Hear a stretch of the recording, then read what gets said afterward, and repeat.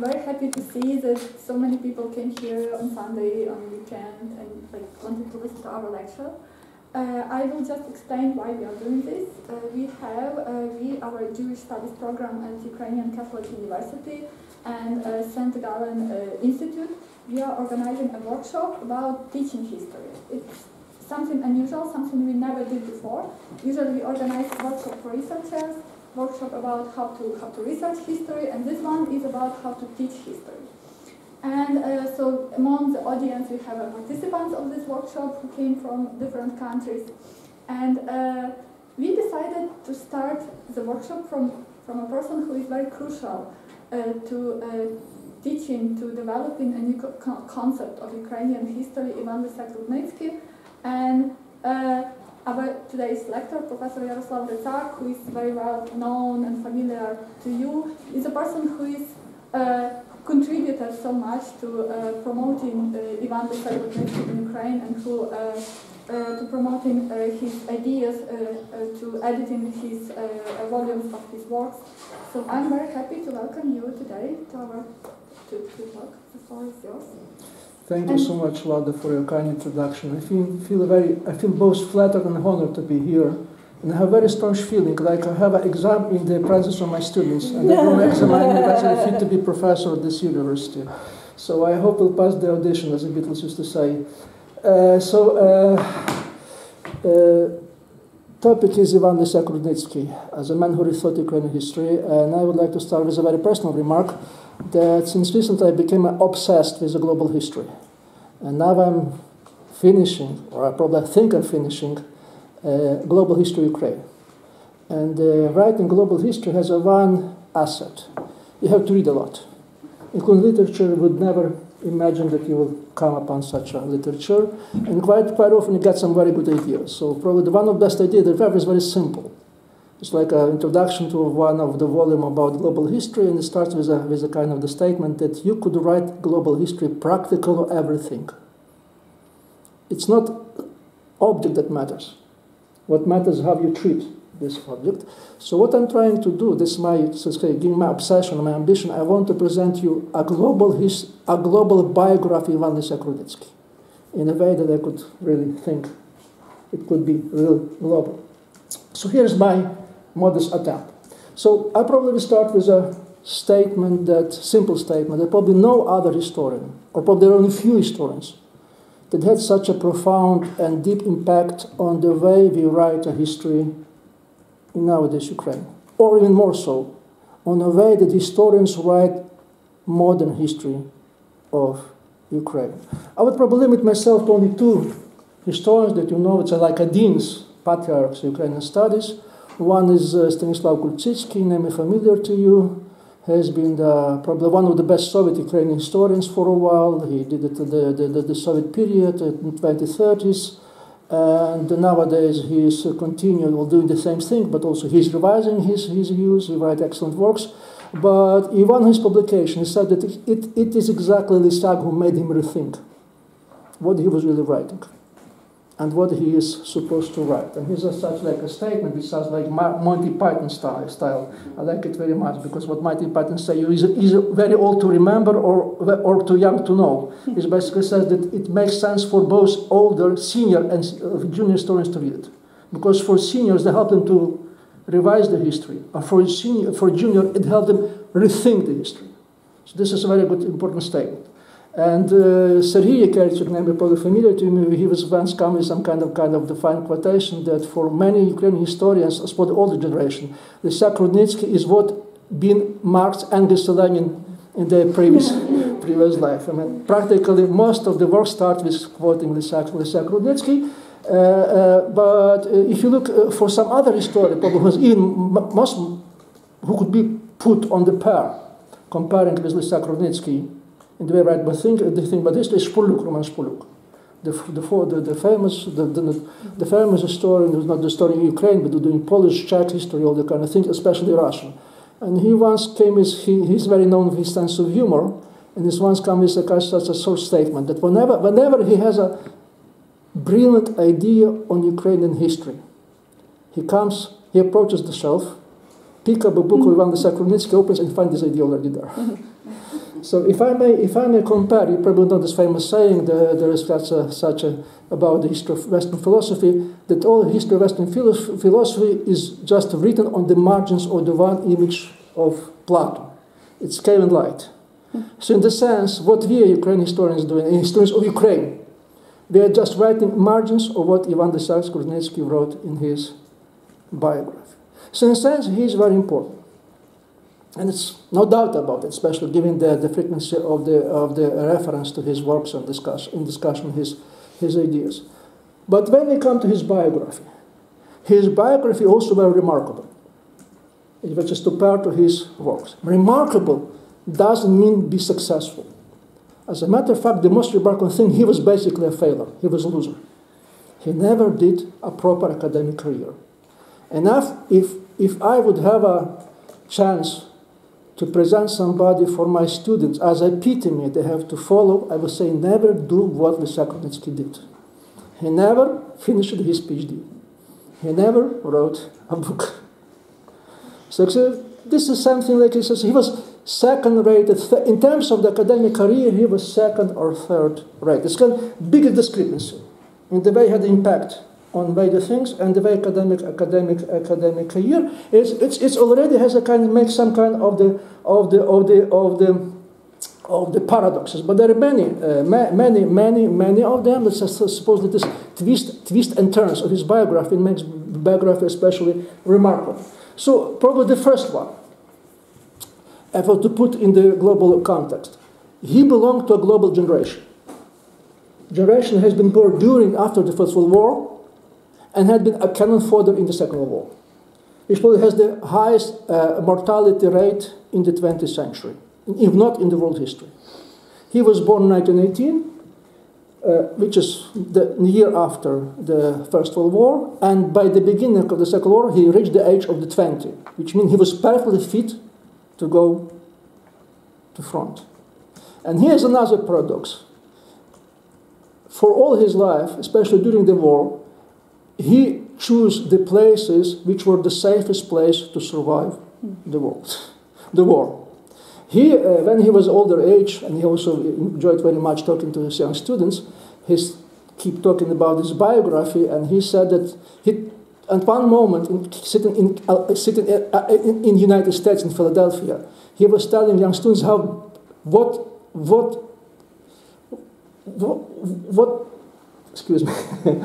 terrible thing war is. And he was trying to tell his episode of his own life. And he said that during the war, he was taking overnight train from Berlin to Prague. And could you imagine? The glass window was broken. And it was so cold that they were probably frozen to death. And this was the way he described the terror of the war. To which one of his students totally remarked, you know, Herr Professor, some of these people who stayed there, they probably have much more terrible experience, worse experience that you did. So when the war reached this in Lviv in 1939, he stayed for a while for 3 months in Lviv under Soviet occupation, then managed to go to Krakow. From Krakow he traveled to Berlin. He stayed most of the war during Berlin. Then on the way to Berlin, when the front was approaching Berlin, he went to Prague. He made his PhD exam. This is not to repeat it. On the street, literally, when the Soviet bombs were falling on the street, and there we had the exam with Dr. Vater, Edward Winter. Edward Winter had this kind of his memoirs, how he was accepting exam under the Soviet bombs. Right after that, he finished his PhD. It was final day of April '45, and he went to Switzerland. And he stayed there for a while, then went to North America, been in the United States and Canada, and something. What I'm saying here, so he survived the war unscathed. He never knew what really war is. More so, it's not just his experience, the experience of all the people. This is his generation. This is his closest friends and colleagues who made a similar career. He is first on the second row, first from the left. You see him, he's probably the tallest okay. And the one who is sitting in the first row with the spectacles is Milan Pritsak, his famous friend. Probably two the famous is Milan Pritsak.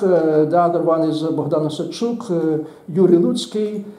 They are been known in Ukrainian and Polish and sometimes in German intellectual history. because they contributed a lot when they became in the age of 67. Actually, they are quite remarkable figures in the intellectual history of the Central Eastern Europe. But all of them went through all this experience like they did. You would easily guess what would be the safest place to survive the war, the Second World War? Berlin. And this is not the end of the story. The story is, let's put it this way, it's not mean that this is his generation that he was that successful. Because basically, if you look at his biography, he was a student of the Humboldt University in Berlin. So his Dr. Vater, it's Edward Winter. He has probably another remarkable biography, which is probably War's kind of the adventure novel. He was a pastor who became a member of Nazi Party, then served as a German university in Prague when he was Dr. Vater of Lysyak-Rudnytsky. Then after the war, spent some time in the Western Germany and then moved to Eastern Germany and became a communist academic, very much venerated, and ended his life like a kind of established professor of the Germany. Wrote a biography, which basically has the title that he was in the service of the reconciliation among the people.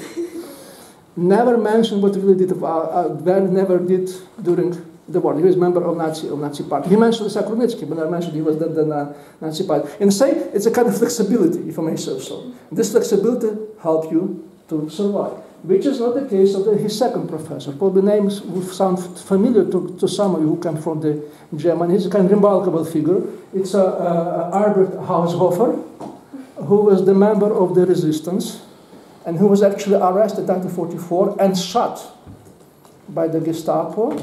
And actually, he was very kind of famous because he wrote, when he's in prison, he wrote this Maubit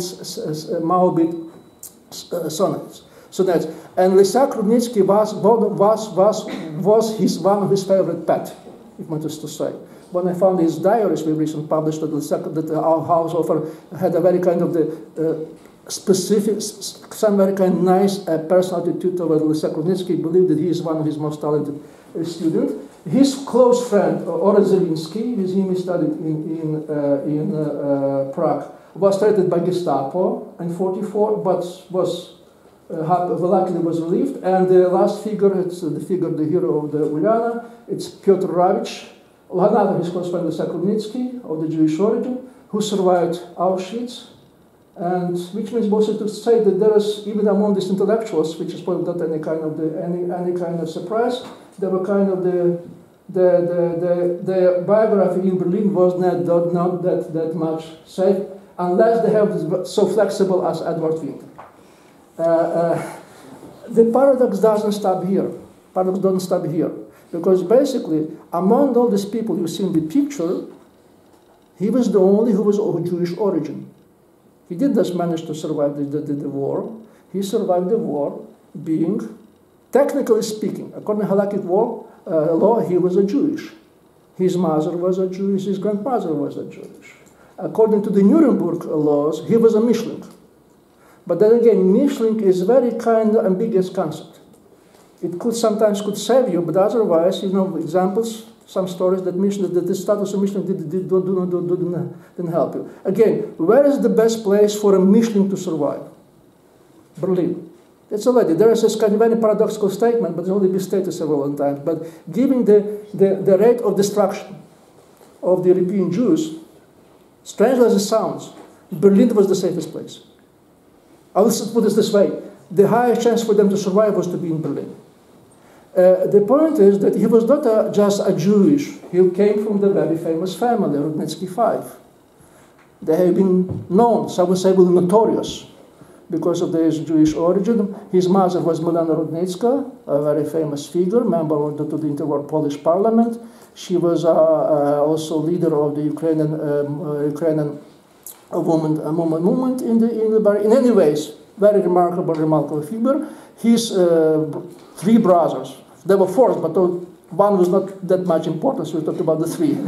So this is Mikhail Rudnytsky, the hero of Ilya Chedoluma. There's the famous literary critics and the professor in the Lviv University, Ivan Kedrin, so the one probably the most established journalist, and Anton Rudnytsky, composer and musician. So actually this is kind of a very famous family, and they've been born of the mixed Jewish-Ukrainian marriage. At that time, the mixed marriages were not rare. As a matter of fact, if you look in the Parsh's book in Lviv, that last decades of the 19th century, from a third to a three-thirds of the marriages were mixed. But they were Polish-Ukrainian marriages, or Ukrainian-Polish marriages. As a matter of fact, Jewish-Ukrainian marriages were probably only some. You could count it really by the numbers of your fingers on two hands. So what I'm saying here, it was kind of very remarkable family, and also I would say that this is family, the Jewish origin was not to hide. More so, they became a target of the anti-Semitic propaganda, so to say. Again, this is thanks to Ilya Chedoluma, his famous presentation. You could see all of this force, that this is not presented by the Ukrainian magazine, very popular at that time. You see this, the Jewish features, so to say, they're underlined. Everybody could see this. And they were very much quite often treated as a Trojan horse within Ukrainian camp. So the irony, the final paradox, so that even so, they were not liked, put it mildly, or put it crudely, very much disliked by nationalists. They never been denounced. None of them, including Lysyak-Rudnicki. There was an attempt to denounce them in the 1940 in Krakow. They were actually not an attempt, they were blackmailing them for the Jewish origin, but there was not actually any kind of denunciation. Another remarkable feature of this generation is, of these people on this picture, that all of them, in terms of their political orientation, choose to be liberals, which was very exceptional. If you read the memoirs or autobiography of Alexander Watt, My 20th Century, which I believe is probably the best biography ever written on this region, Alexander Watt, My 20th Century. I suggest it, I encourage you to read this biography. It's an excellent read. And basically, why is that important? Because Alexander Watt spent some time in this city. He came here in 1939, moving from the German Coast zone to the Nazi zone to the Soviet zone. But basically, he put a very simple message. He himself was very kind of the leftist liberal, or liberal leftist, whatever you say, but he was somewhere in between. But basically, his main storyline in this biography says that more closer to 1939, the toughest was choice in terms of orientation. The choice was very simple, either fascist or communist. Liberal was no option at that time. So therefore he found no way for himself, or people like him. So what I'm saying here, what is very kind of extraordinary, that all these people, unlike Watt, they choose to be liberals, escaping this very narrow option of being communist or fascist, in terms of this time of being member of UNO. I mentioned they were very critical of UNO. They despised UNO very much. UNO despised them, so to say. There was like mutual, it's local, only love could be not shared. Hatred is always shared, yeah? It's mutual, they're mutual. So actually they despise they very much, but still I say it's very interesting that they have never been denounced, which also may say something about this camp. But also very important, they were not just the liberals. They were probably the first liberals in Ukrainian history. Because as a matter of fact, Ukrainian history, political thought, has no liberal option before 1930. There was a leftist or rightist, but nothing in between. As a matter of fact, the impact of this generation is basically that they created intellectual thought. Even so, most or more of them has been active in the intellectual life. As a professor or journalist, basically contributed much exactly to emerging of liberal thought. You could write, some would write liberal history, liberal thought in Ukrainian tradition. Probably they had to start with this generation. So again, as I said, it's a kind of ongoing paradox Where would the Ukrainian liberal of Jewish origin had the best chances to survive? Again, the same question, in Berlin. Which tells something how we should revise the 19th or 20th century. Again, another point which I believe was also, I'm sure, was a point of the topic of Dominique Aranda dissertation of the triple identity and stigma of identifications like that. You may expect the being of the Ukrainian Jewish origin and being the target, his family, of the anti-Semitic, so to say, anti-Semitic propaganda, he would suffer from a stigma of this kind of identity. And again, nothing of this kind. You never come upon any kind of this, okay, well, it's probably later on, you never come upon this in his diaries, because, I mean, this probably I failed to mention that we were lucky enough to find his diaries, and now they're in print. They are to appear in few weeks, but definitely until the 20th of the November. But what diaries? You know, it's most intimate diary source of the ego character, and he discussed at some point his Jewish origin. Not let's say not this way. I'm sorry. I'm talking more. This will be becoming. So he is not. You have no hint that he's suffering for his double identity. He doesn't feel himself Jewish. More so, in Ivana Lysya's biography, you have a striking, a disgusting, I would say, example of anti-Semitism, his own making. On some occasion, he was brought to the Jewish quarter of Lviv. I believe the friend was Piotr Ravich. And this would also imagine how this world existed apart. Living in the city, in Lviv, for 15 years, he only at age of the 15 managed to visit Jewish quarter, which is very close, several hundred meters from me. You probably know this kind of location. And he was kind of appalled. He was appalled by the dirtiness of this quarter, by what he called as Asia. And at some point, he put this is kind of amazing statement.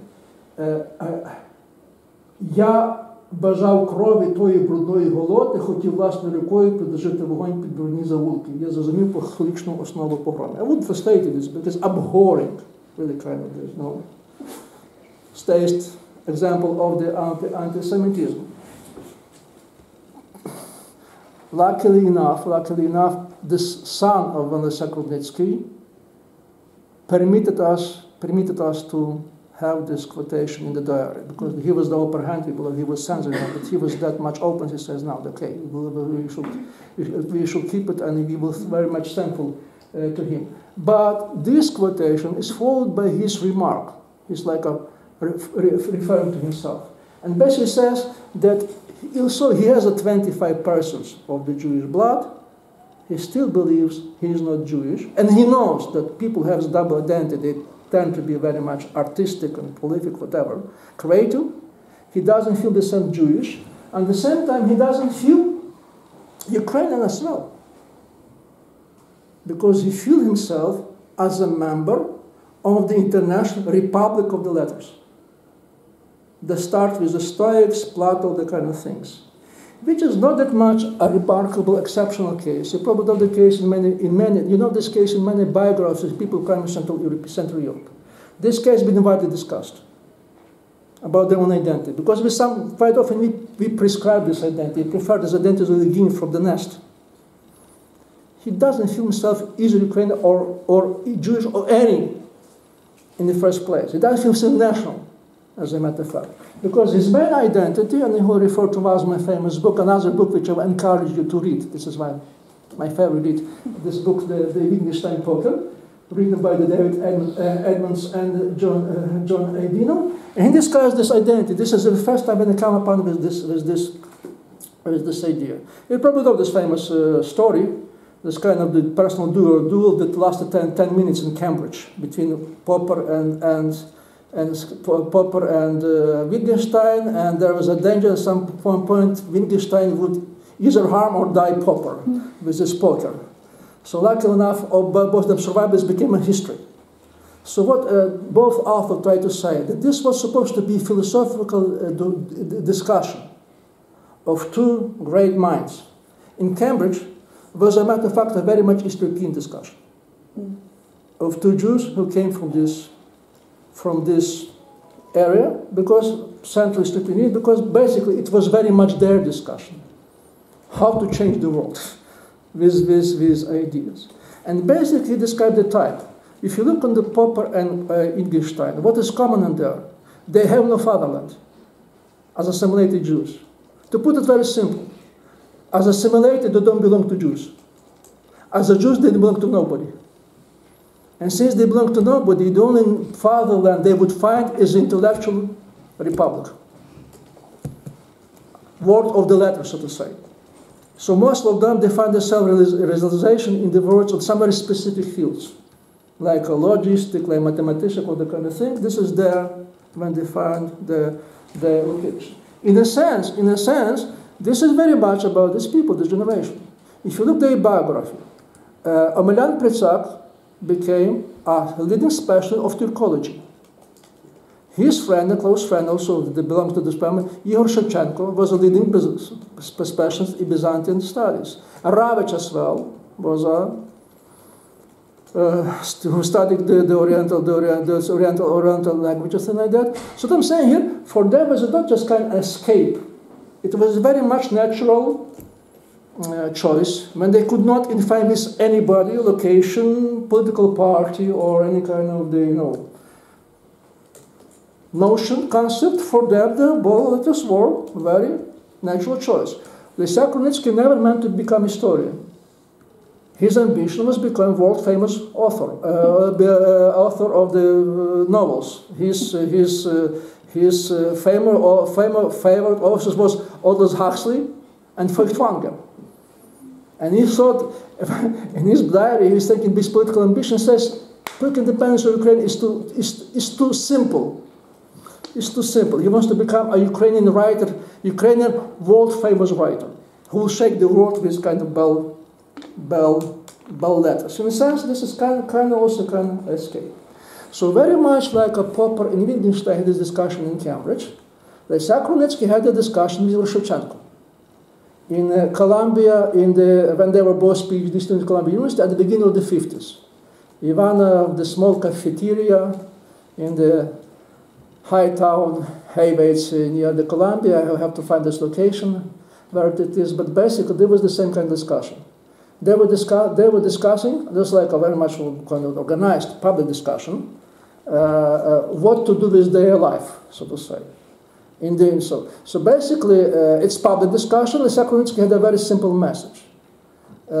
His message was as follows: because they belonged to the generation which was destroyed by the war, or they became incapacitated in Soviet Union, and they could have no freedom for expression. They have some kind of a mission, this noblesse oblige, which means they have to contribute to development of independent Ukrainian intellectual political thought. It's like a mission, very missionary statement. To what Shevchenko, which was known of his very sarcastic, so say in humor, sarcastic humor, says basically his message was simple: that even though I may be born in the family of elephants, I'm not going to write about elephants all my life. Because basically, Lysyak-Rudnicki says that as a members of the generation who survived the war, they have to be involved in Ukrainian studies. But basically, Shevchenko says, no way, because basically I'm going to continue a study Byzantine language. I have nothing to do. I don't want anything to do with Ukrainian studies per se. If there will be question about Shevchenko, probably come later in this kind of discussion, because I mentioned basically Shevchenko followed this career until he became famous professor. By the very end of his life, he changed his attitude, but that's a kind of the story.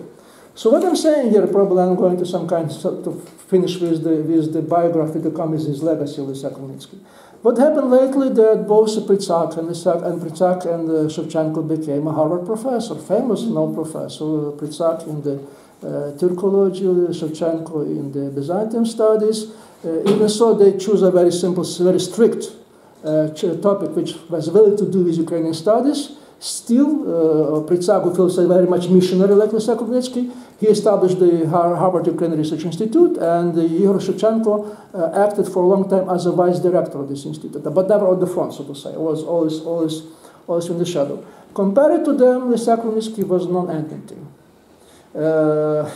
Few weeks ago, my friend and colleague occasionally come up with some correspondence between American professor Ukrainian origin. I would not discover this identity, and his dean, and basically discussing why Lysyak-Rudnicki is that failure, is such a failure. And there's kind of quotations very important that actually this issue was about the tenure. So actually he was denied the tenure. Quite normal story. Not the first, excuse me to say, not in the Ivy League university. It was probably the second or third rate university. But what they say here, that he was fourth on my list of 4 candidates. In short, under the existing circumstances, Ivan's was the only available solution at that time, because nobody wanted to have this position.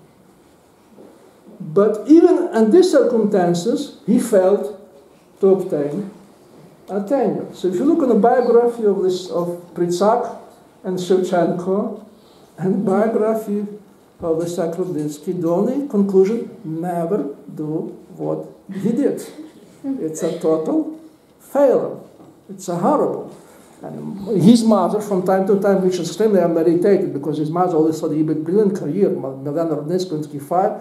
Sometimes she was writing his angry letters just saying, you are lazy, you're a failure, you're a loser, and I have nothing to do with this, which is kind of, you know how it feels. Sometimes you could hear it from your mother, but it's such a regular matter.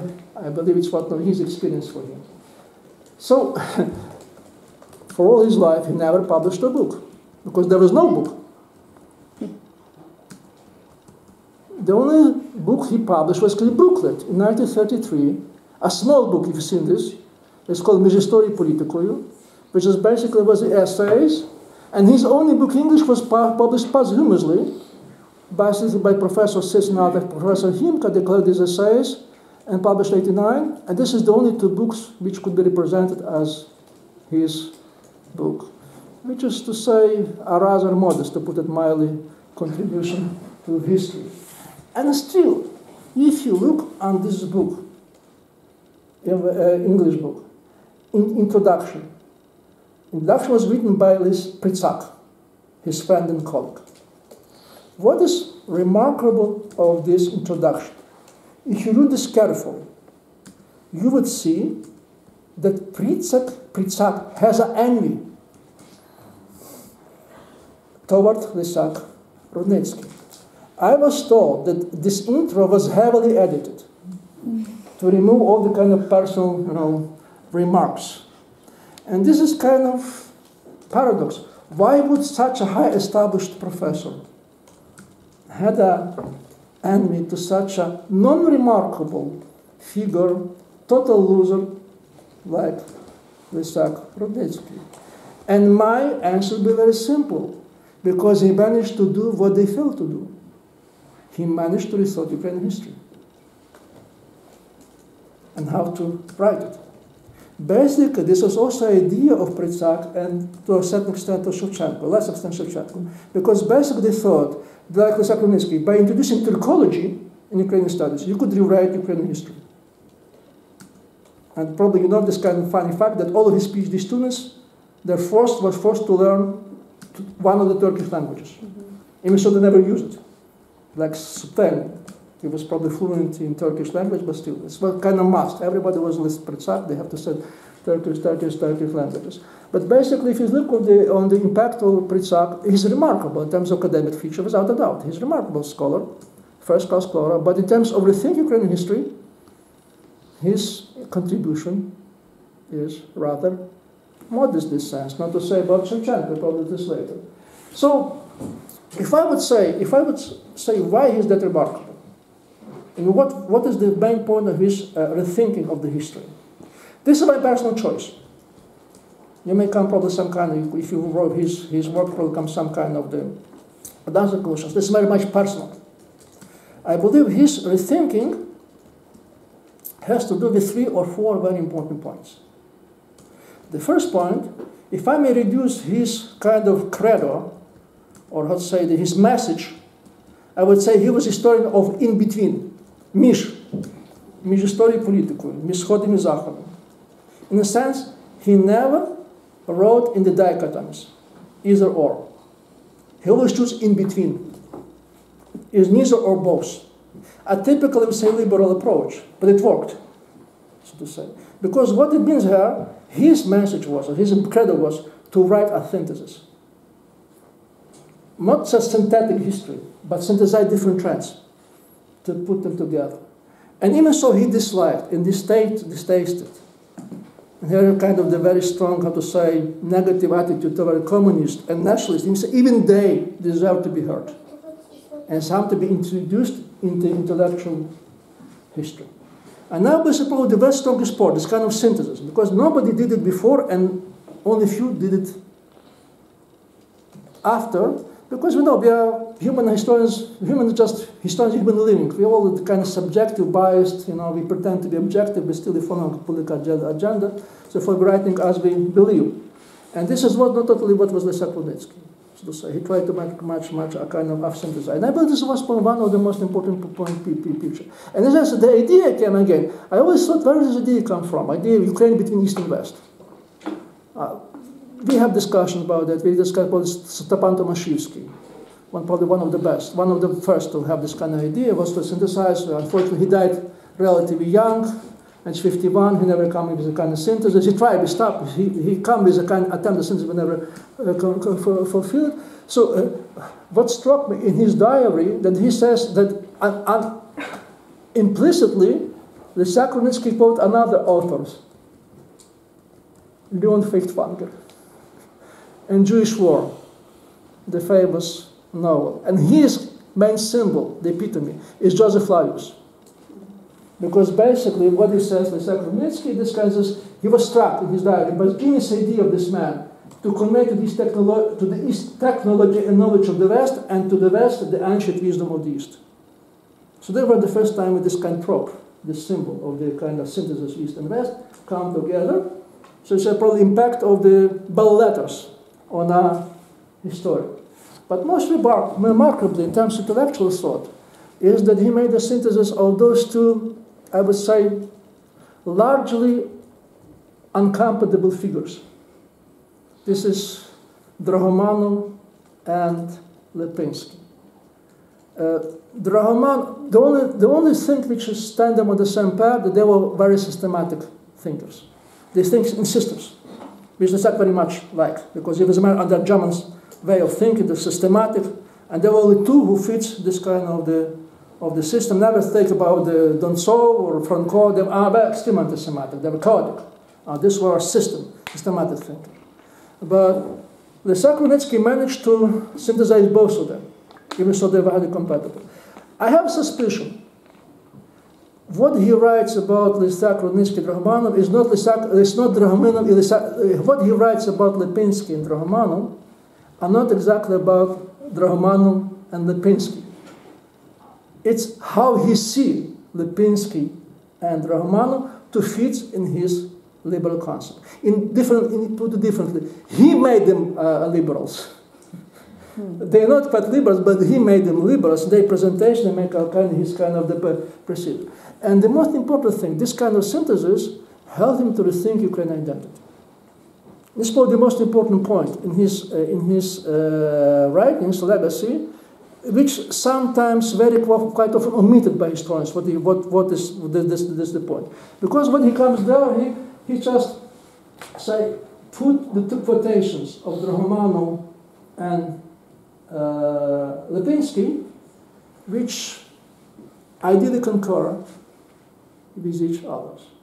And the message is very simple here, and so I would just not look in this quotation, but put it in my own words, that basically says, difference between Ukraine and Russia is not in language, or in culture, or in religious. As a matter of fact, linguistically, culturally, they are very close, probably too close.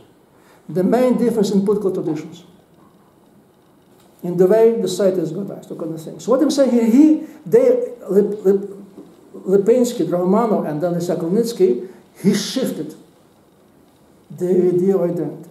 Because the 19th century idea of Ukraine is basically a very much folkish idea, German type. Language, blood, ethnic folks, all the kind of things. So, and this is basically what Ukrainian movement came to the 19th century, which has kind of equipped with this idea of the Ukrainian identity as being typically ethnic, language-based identity. What Lysyak says is not an ethnic identity, it's a civic identity. He's probably the first to put it in that explicit term and build all this narrative of history along this kind of the civic concept, what Ukrainian identity. Therefore, his main attitude toward the Polish-Ukrainian relations, toward Jewish-Ukrainian relations, so that in Jewish-Ukrainian relations, put as Ukraine, not as a Jew, very important here, but some kind of attention, kind of reconciliation, because he believes that what is Ukrainian nation is not just Ukrainians, ethnic Ukrainians. It's all of anybody who's living in Ukraine, ethnic groups, who are ready to be loyal to the idea of Ukrainian state. The only probably fields where he feels some alien was, Gricaca says, it was Russian world. It was alien to him. But basically he was not experienced, has no experience with this. Basically he put this Ukrainian, and also because he tried to create distance between Ukraine and Russia, therefore he put Ukraine specifically in the Western concept. But this kind of idea of reconciliation, idea of the broader concept of civic identity is very much crucial.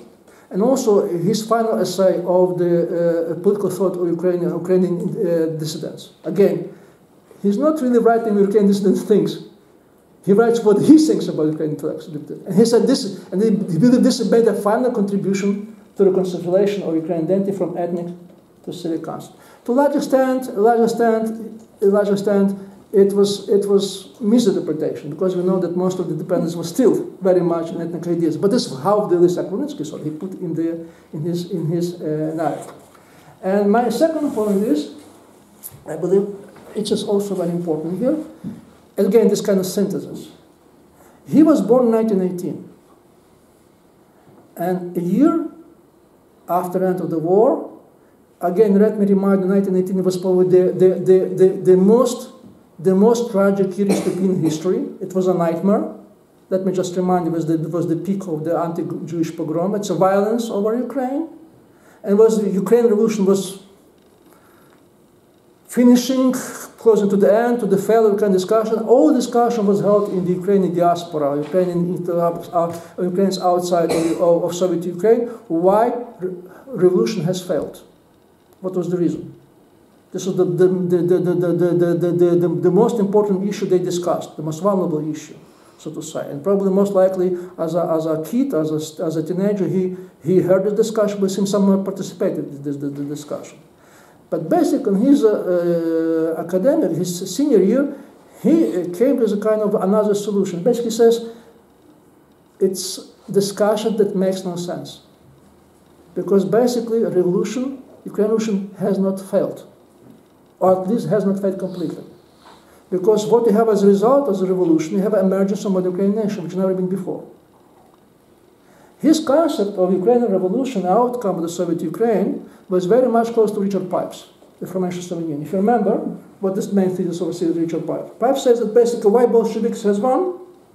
Because they're probably the only real political force. They understood that one of the conditions of victory is to make kind of the consensus, or a kind of agreement, reconciliation with the national movement of peripheries. And the result of this consensus, they granted a status of would-be Soviet republics to Georgians, to Ukrainians, to Belarusians, to Ukrainians, and they gave the kind of the basement to which make the kind of this Soviet Union possible. Lysyak-Rudnicki put it in other words. He said basically what you see here as Ukraine, Soviet Ukraine, is a hybrid. He never used the word the hybrid. This is what nowadays become a fashionable word, so I have used the kind of hybrid. Basically says, because what is Soviet Ukraine? is a result of compromise or consensus of two major forces, neither of which has enough potential to install their control over Ukraine. Neither Bolsheviks nor Ukrainian nationalists, they couldn't win. So basically, they became a compromise. Compromise was Soviet but Ukraine. Ukraine but Soviet. And in Lysyak-Rudnicki, it's a very strange concept, but it's working. And what Soviet Union has tried to do, Soviet regime has tried to do, he tries somehow obliterate this kind of the second part, Ukraine, which means not deny this Ukrainian state, but deny Ukraine's status of a nation. They want to reduce Ukraine from status of a nation to a status of ethnic group, which would have no political implications. And basically says Lysyak-Rudnicki, they tried but they failed. And probably they never will success. Because it's too late. Because there was a revolution. The nation is already there. Even so many Ukrainians could not know that there will be some nation, there was somebody to remind them of circumstances. That they will be reminded that they're still a nation. So therefore, he's come a very important, his more important part, that he was one of the few, nowadays I would say, who predicted the fall of the Soviet Union. Now they will say that everybody has predicted that. As a matter of fact, no. This is James May's statement. You probably know what James May said. That basically says that let's face it, nobody from Ukrainian community thought about the collapse of the Soviet Union, with only one exception, that genius Ivana Lysyak. He was talking about that. So the point of Ivana Lysyak-Rudnicki was very close to the position of the Jerzy Gedrich and Journal Kultura, if you know this kind of stuff. Because basically they were also called realists. Both in Ukrainian and Polish case, the general idea was that independent Ukraine or free Poland would emerge from the national revolution of Poles or Ukrainians against Moscow. Full-fledged revolution, post-Stalin, all the kind of things.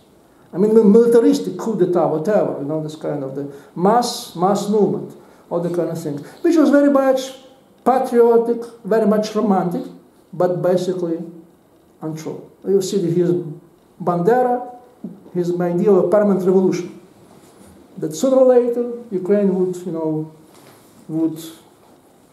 erupt, explode in the revolution, and will put the end to the Soviet Union. Essentially, it's a very different point, very simple point. There would be no revolution. Ukraine, as an independent state, would emerge not from revolution, but from evolution, but not from Ukraine, but of the Soviet Union. Because Soviet Union, as a hybrid concept, has such a mechanical, mismatches, that sooner or later, this construction won't come at the end. And as a final result of this evolution, and the Soviet Union, Ukraine would emerge an independent state with all positive and negative results. It was sure that it was negative and positive results. But basically said this was a revolution. And now 91 we know that that basically, how the Ukrainian was, that basically he was right, Bandera was wrong, because really Soviet Union came with a... And this is one of the few examples when the historian, with his concept of thinking about history, could make a kind of prediction. What would, probably one of their examples. Very rational, with very rational arguments, that this is what he did, what he believed. So this is so far about his kind of the most important points. He was very much a human being. There's a lot of many anecdotes I could tell forever. I heard many anecdotes about him. He was a very kind of funny human being. Very lazy human being, very sabbatical human being, and also kind of things. He never made his dissertation because he was very much sybarite in many senses. But I'm not going nowadays personal stories, probably part of my biography, or his biography. I will read his biography. I will discuss his shortcomings. Because definitely, as a kind of historian, there must be some shortcomings. The most famous quotation from Norman Davis, but the only one worth quoting from Norman Davis, that only bad historians pretend to be objective. Good historians are aware of their limitations, and they are ready to admit it. So what limitations of Ivana Lysyak-Rudnicki? I think three of them. Again, this is my personal choice. First of all, his whole concept of Ukraine and Ukrainian history rolled around the axis of West-East. And his main point was Ukraine belongs to more to the West than to the East, and this makes that Ukrainian history that much different from Ukraine. I would go in political implication of this interpretation. I would say this is the interpretation which is hopelessly anachronistic. Had he lived longer, he probably had a chance to read Larry Wolff and to get the idea that East-West-East axis is a very modern one and could not be applied retrospectively. Because basically until the 18th century, the main axis was north-south. And Ukraine was most basic on the border between south and west than west-east, which changed a lot. It became perspective exactly why I'm writing this global history, because I want to show how this axis has been restructured. So say he was anachronistic in this sense. Secondly, and I believe this will be the main point of criticism, which will be addressed toward him, and I know already some who do this historian, especially nowadays, that it's scandalous, in a sense, that even so being historian 20th century Ukraine, being of Jewish origin, being on this Nazi occupation, he never did with the Holocaust. He just glossed over it. He never mentioned specifically. Probably just some on the margins, so to say.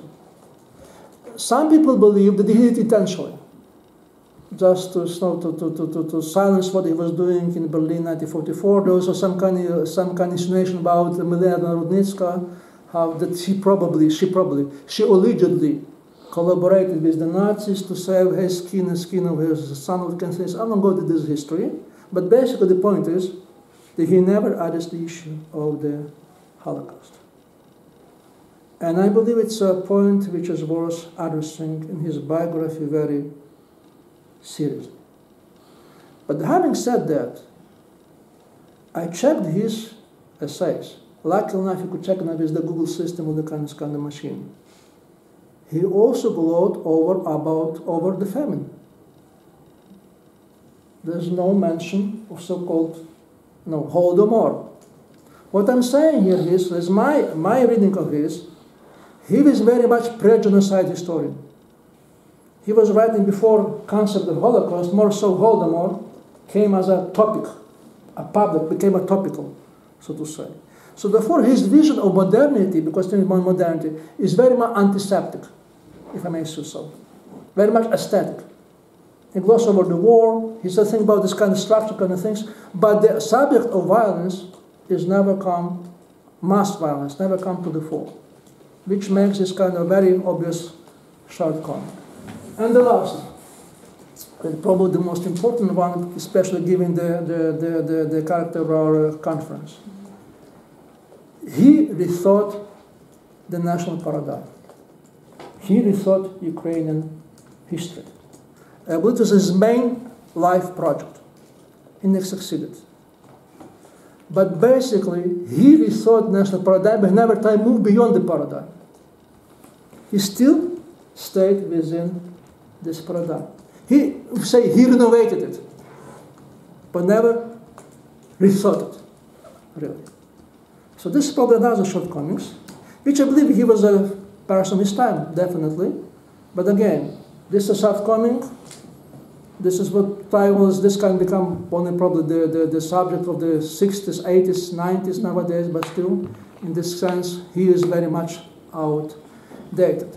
That said, I'll go to my final point and kind of conclusion. You know, the good historians, they are good not because what they write, but what they leave somebody else to continue. He left the huge gaps.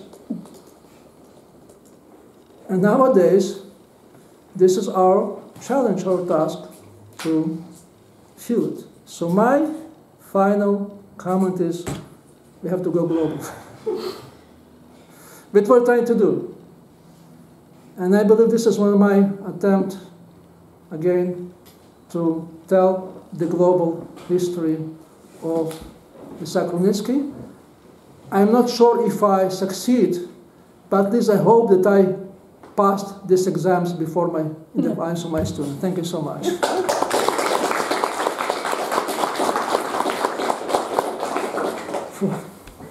Thank you so much. And do you have any questions and remarks? Thank you for brilliant lecture. Accordingly to this Lysyak-Rudnytsky concept of evolution, way to national liberation in the Soviet Union, yes, and the compromise between national and Soviet system in Ukraine. Can we name the Soviet Union from nowadays perspective as an incubator of nations, yes? Or this